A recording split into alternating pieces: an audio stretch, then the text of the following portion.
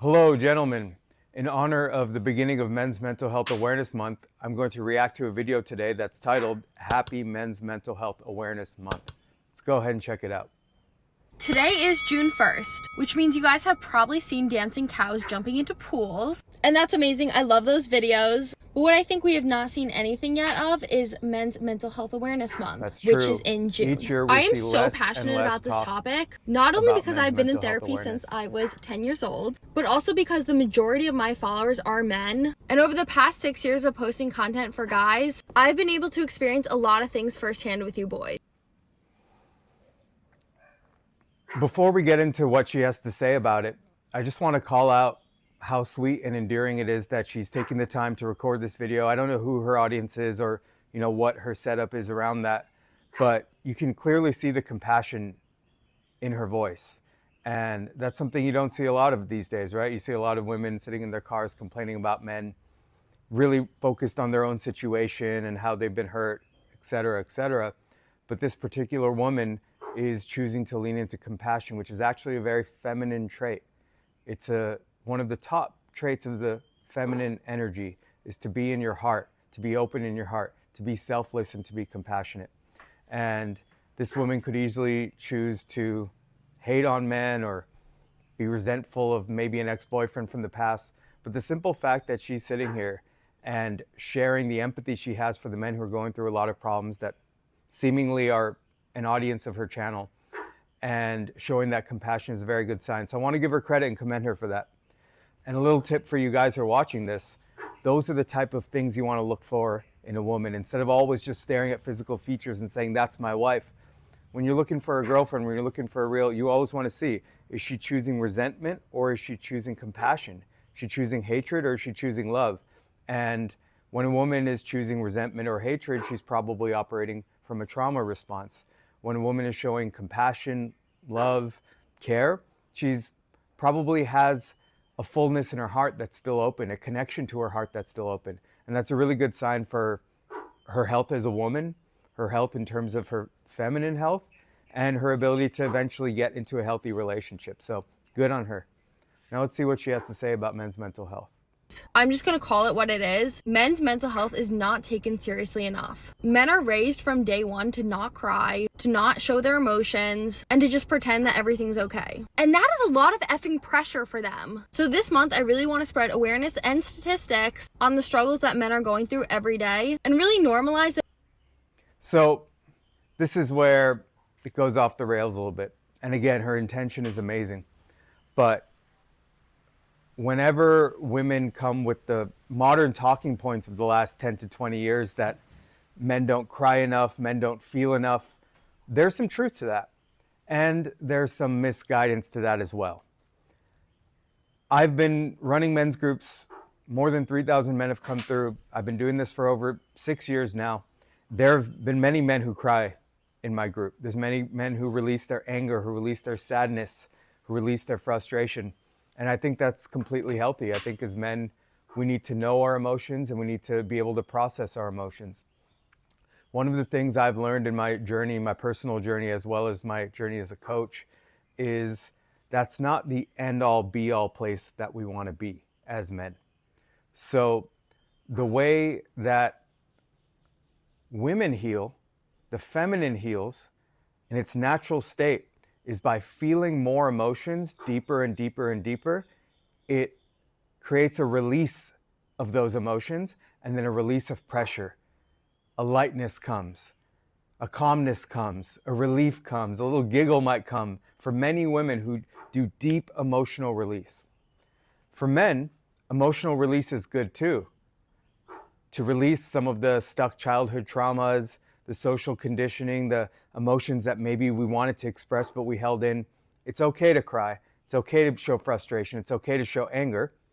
But as men, we need to make sure we're doing so sparingly.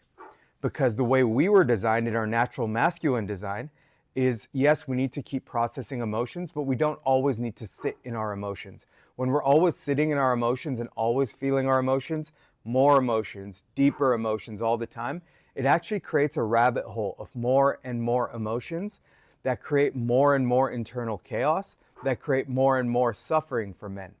So men, in the natural state men were designed, is to feel an emotion, process it, turn it down the volume, come to center, and be in a stoic centered place. Again, doesn't mean you suppress the emotion, feel it, but you want to process it as quickly as possible. Whereas for women, for the feminine energy, it's a natural state to sit with the emotion, to sit with it, to feel it, to go deeper, to let it get uglier, to let it grow, to let it build up, and eventually creates a cathartic release. So men and women are designed very differently. And I learned this because I used to do things the more feminine way, because that's what I was taught by the average therapists and healers and whatnot.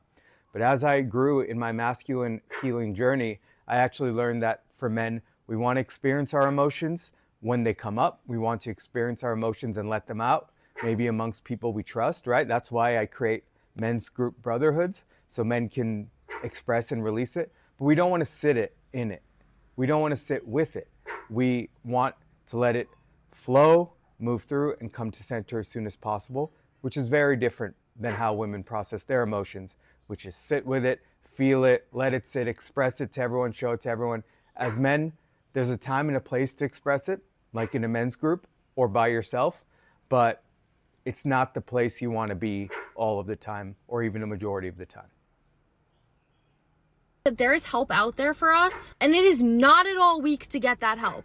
It is really fucking strong. And I really want a lot of girls to follow along as well, because it is so important that when guys open up about their mental health, we are here to listen. This might be the first time you've heard me talk about men's mental health this year, but it is not the last. I love you all. So here's where she really goes off the rails, even more off the rails, is encouraging men to open up in front of women. That's an absolute no-go. And the reason for that is the way the feminine mechanism is designed, that when a woman feels a man's emotional vulnerability or emotional weakness, she feels a lack of safety because she feels internally at a subconscious level, not at a conscious thinking level, at a subconscious systematic level, that there's no room for my emotions. He's not going to be able to be centered to make a wise decision. He's not going to be able to be in his power to protect me. He's weak right now. So deep subconscious level, the feminine feels unsafe when she has to see, witness, or experience a guy in his emotionality, because it makes her feel like he's weak and there's not enough space for her emotions because he's in his. You know, women always say from the conscious mind, yeah, I want men to express more. I want men to feel more. I want to see him cry. Sometimes women even cause drama with their partner, with their boyfriend, because he doesn't cry enough. But what a lot of women don't realize is subconsciously she'll lose trust in him. She'll lose attraction to him. She'll lose respect for him. And that's one of the reasons why men don't cry in front of women and don't show emotion in front of women, is because there's always a cost to it. There's always a cost.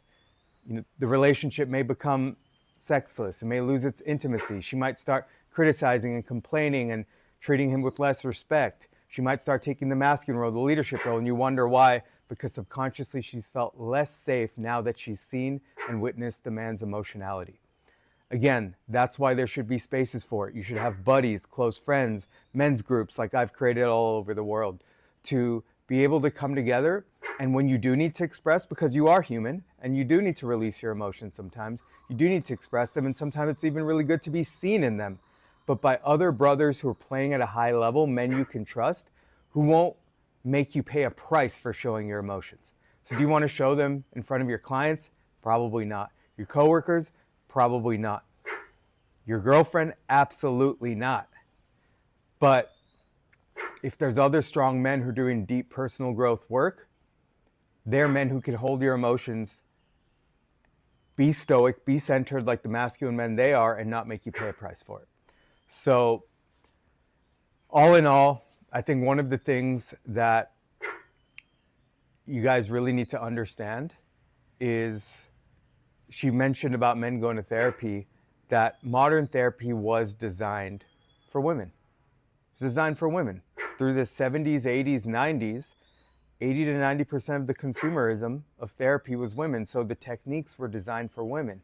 And we don't heal the same way. Just like we're not the same in any way, we don't heal the same way. Again, women heal through lots of feeling, lots of deep feeling, getting into the emotion, expressing it incessantly until it's released and the calm arises. For men, when we feel to that level, it creates a rabbit hole of more emotionality, more weakness that we can't escape from. We need to learn how to feel it, process it, and come back to center, come back to stoicism, come back to inner peace as soon as possible. And modern therapy techniques are not designed to do that. They're designed to do something else that's catered to the feminine energy. Not because they're wrong or evil, but because those are who the consumers were for decades. So her encouragement of men to go to therapy, I don't necessarily agree with. I think therapy can be good to a level, but I think men should look for their own way of healing their mental health challenges through more masculine approaches. All in all, I commend this woman for her heart.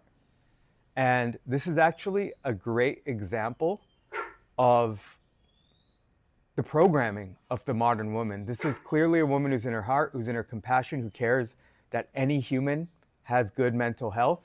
But because she's been guided by maybe social media, maybe the psychology industry, maybe what her friends talk about, what she learned in university, she's so compassionate and passionately wanting men to walk down a path that's going to be the wrong path for them. And that's what a lot of good women who are in their heart do these days. They correctly assess the problem. They correctly have empathy that there needs to be a solution. But then the solution, a lot of modern women, even good-hearted women like this one, delivers is a solution that's been programmed into them by society, by the mainstream system, in this case, the psychology industry. And it's just not simply what men need, because clearly society does not understand what men need. Otherwise, we wouldn't be in this position, would we? So for the guys watching this video, happy Men's Mental Health Awareness Month. If you are going through any mental health challenges, I really want to give you motivation that you can overcome it, that you can do better.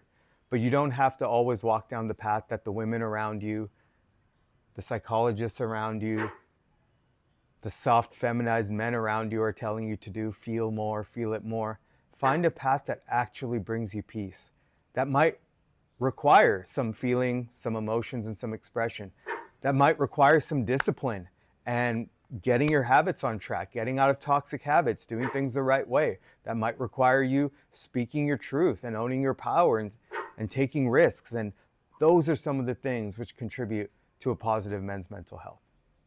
If you learned something from this video and you want to go deeper into the journey, feel free to check out the links below for our Masculine Mastery Method flagship transformation program, our masculine dating school community, or our men's circles around the world. Catch you in the next video.